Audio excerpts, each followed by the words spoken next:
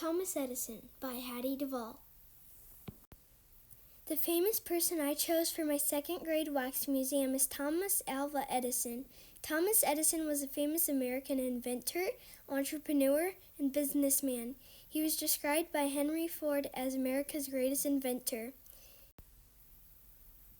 He is most famous for inventing the light bulb, phonograph, kinetoscope, and fluoroscopy.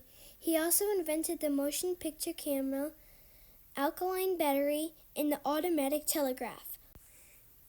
Thomas Edison was born February 11, 1847 in Milan, Ohio. He lived for 84 years. He died in West Orange, New Jersey on October 18, 1931 due to complications of diabetes. Thomas Edison's inventions were important to American history. Without inventions like the light bulb, we wouldn't be able to see anything unless there was sunlight or candlelight. Thomas Edison had 1,093 U.S. patents. He got 400 of these patents over an 8-year period from 1879 to 1886.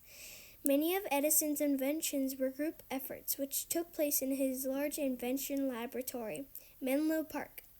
Thomas Edison's nickname was the Wizard of Menlo Park. Some of these group efforts led to the hard feelings with other inventors. Edison had a bitter rivalry with another inventor, Nikola Tesla. At 12 years old, Edison had to leave early in the morning to get on the train and sell newspapers.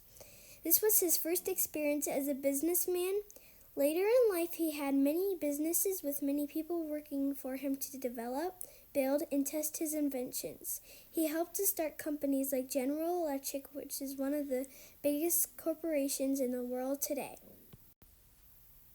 Thomas Edison did have struggles in his life. One example is that he was almost deaf due to his injuries in his ears. Another example is that he was described as being too difficult as a child, so his mother had to homeschool him. His later education came as part of the Cooper Union.